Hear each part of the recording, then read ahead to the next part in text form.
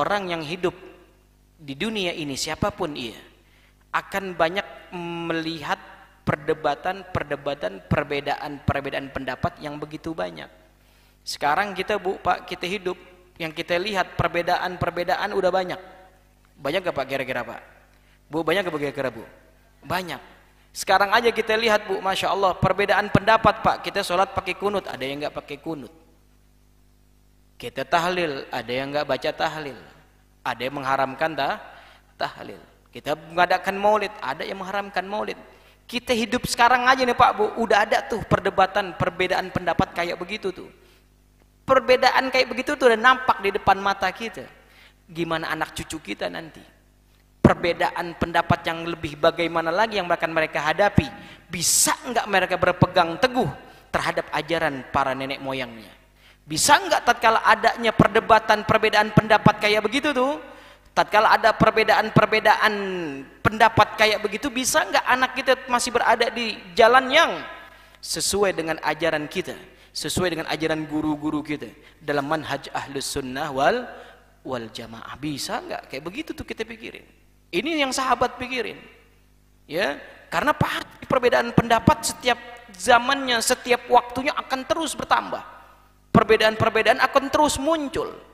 Yang jadi masalah untuk kita bukan kita mencegah jangan sampai adanya perbedaan. Oh, nggak bisa, nggak bisa. Perbedaan pasti ada. Nabi sudah bilang bahwasannya yang namanya Yahudi, iftaraqatil Yahud, orang-orang Yahudi, mereka itu terpecah menjadi sab'una firqatan, 70 golongan. Itu orang Yahudi, pecah menjadi 70 golongan. Kata Nabi, wasataftariqu ummati, sedangkan umatku nanti akan terpecah mereka dalam hitungan berapa? Dalam hitungan 72 golongan. Kata Nabi. Nabi nanti akhir zaman nih, sekarang aja udah banyak nih Pak, yang namanya perbedaan. Ada yang alirannya begini, ada yang alirannya sholat laki perempuan safnya digabung, ada yang alirannya khutbah Jumat boleh seorang perempuan. Kita udah dengar tuh aliran-aliran kayak begitu. Ada yang alirannya mengharamkan maulid, mengharamkan tahlil, membid'ahkan cium tangan, membid'ahkan selawat kepada Nabi. Waduh, udah banyak. Nabi udah bilang di akhir zaman umatku akan terpecah menjadi 72 golongan.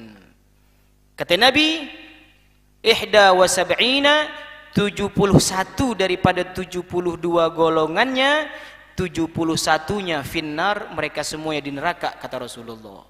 Udah Rasulullah bilang tuh Pak, 71-nya di neraka. Tinggal satu golongan yang akan bersamaku, kata Rasulullah. Siapa mereka?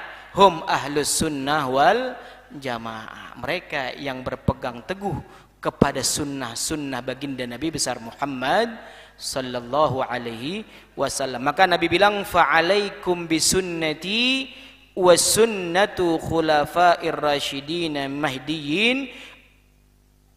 Bagi kalian, kata Rasulullah, maka kalian semua, alaikum bisunnati, berpegang teguhlah kalian kepada sunnahku, kata Rasulullah, dan juga sunnah para khulafa' rasyidin, ya, orang-orang para sahabatku, kata Nabi, ya, orang-orang yang menjadi sahabatku, pegang teguh mereka, ya, bahkan kata Nabi, addu 'alaiha bin nawajid, gigit dengan gerahammu. Arti gigit dengan geraham apa Bapak Bu?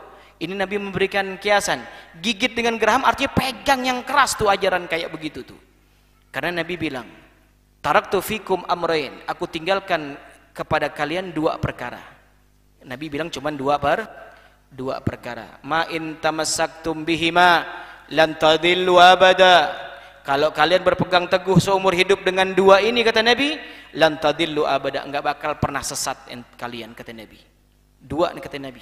Dua kita pegang, dijamin sama Nabi, di dunia enggak bakal sesat. Apa itu dua? Kitab Allah wa sunnati. Pertama Al-Quran, dan kedua adalah sunnahnya baginda Nabi besar Muhammad sallallahu alaihi wasallam. Kita lihat.